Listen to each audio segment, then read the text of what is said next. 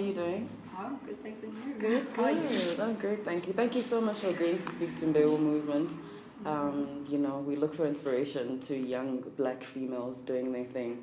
Yeah. So tell us a little bit about you. I know you have a bio on your website, but can you just tell us a bit about you? I'm a closer girl from Mthatha who grew up on the coast and moved to Gauteng for his studies. Mm-hmm. And in my time here, I've always had the hobby of sewing, and it just grew into a business. Mm-hmm. Yeah, What? and I'm the founder of Barbara Mckenzue. Right, so this is why we're here today. This is why we're here, founder of Barbara Mckenzue. That's me. So how old were you when you started the habit of sewing? Sewing. It was, funny enough, it was a grade 10 project that we had to do in school where you go and work in an environment that you'd like to be in one day. Mm-hmm. And mine happened to be a fashion designer. Okay.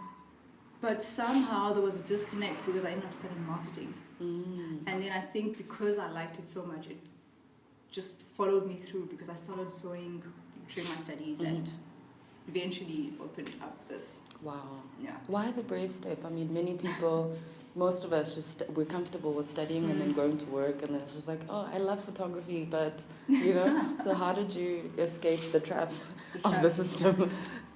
Funny enough, I haven't escaped it yet. Uh-huh. I am still a full-time employee. Okay. And I'm growing it so that setting it up to a point where I can leave corporate and do this.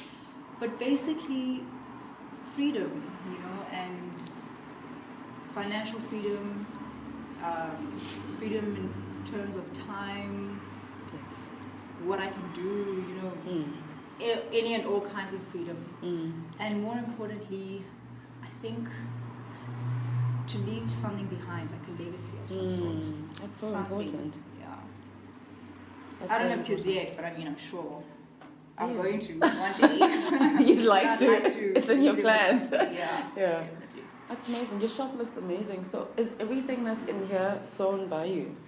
No. Okay. This is a boutique. Okay. And we house quite a number of brands. We have Rain Couture, we have My Closet, and our new one is Roka Roko.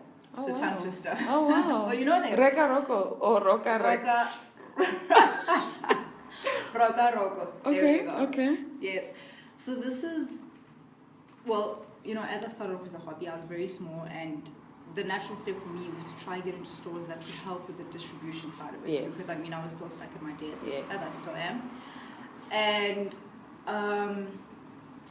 I've called up Ako, who's the half of Sculptured. Oh, okay. And I was like, I really want to open a store, but I can't afford to do it by myself. Yes. So I think we should meet and open up a store, which we did. Sculptured is my baby though, the name, the concept, everything.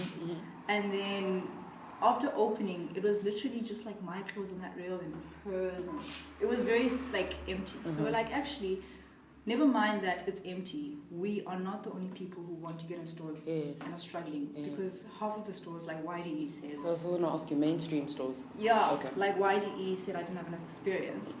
Well, I mean, your whole name is young designers. You're supposed to groom me into, Exactly, I agree with Spree. What did Spree say?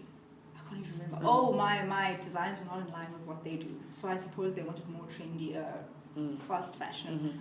So then I was like, I'm pretty sure we're not the only people who struggle to get into stores and anything. So that's when we started inviting other brands to come in, and this is where we are now. So this is all South African? All South African. Even the art is Lester Stone, a Midrand-based artist. Okay.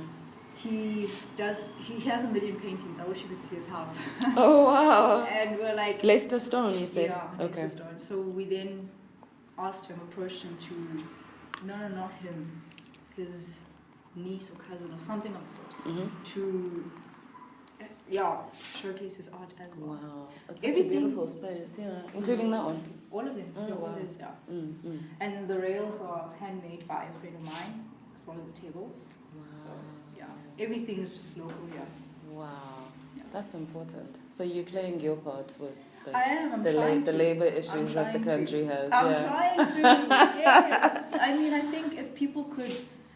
I mean, there are people who enjoy their jobs. I mean, there are people who go and study for 7 years to become a doctor because it's what they like.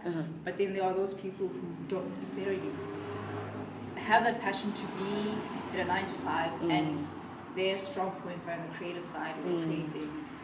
So I just try act as a bridge between their talents and products and customers. Nice. So you mentioned you have an 8 to 5. You don't have to get into details. Is it in the creative space, or you practicing marketing? It's not. It's marketing related. Oh, okay, I do market research. Okay, cool. So there's a lot of stats and numbers every day. Okay, that's important. And I mean, and it sort of helps you. Yeah. And it has taught me because I mean, it has. Even at the beginning of this year, I even did some research to see, what people think of my brand and do they relate to it. And the results were a little sad, but it was okay. It's okay. Yeah, I mean, it's a learning point, and now I know where to focus and where to... and how to grow. How have you gotten your name out there? What sort of PR? Social media, okay, mainly. A lot of influencer marketing, but it's not really influencer marketing per se. I mean, it's, for example, a well-known lady or girl going to an event, and I'll be like, would you like me to dress you? And of course they'd be happy to, and that's it. So social media definitely, and influencer marketing. So how long have you embarked on the journey of entrepreneurship, and have you connected with other entrepreneurs? On the continent in this space? There's so much. I feel like with fashion, there's just so much happening on the continent, right? There is. Especially like Solange, like championed the print movement. I mean, she was in, what is it, Kukulet? Exactly. Doing She the most. Yes, not the even video. Our own celebrities are doing that. I know. It's Definitely. crazy. And I mean, funny enough, she was the first. Babatunde is a South African brand. Okay. And the guy who makes the caps, right? And the umbrellas. On an international. You're kidding. It's crazy. You're kidding. But yes, I have tried. There's a lady from Namibia who's been interested in distributing for me on that side of the border. I almost said world, but we're on the same side. I'm glad you corrected that before you did. She was very interested. She has her own clothing brand, but I think in terms of getting variety to cater for more clients, she was very interested. So that is. I haven't heard from her in a while, but it's on books, as people would say. Okay. Other brands and people out there, not so much. I have tried Bold Africa. I think it's Bold, BOLD.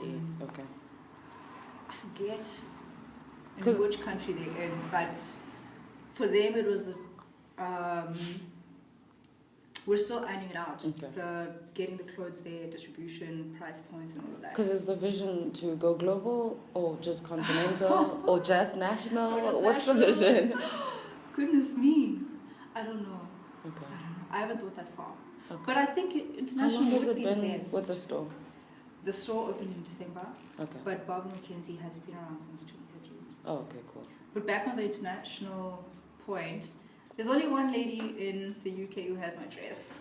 So that's a good start. Okay. So I think eventually I would like to be in that space.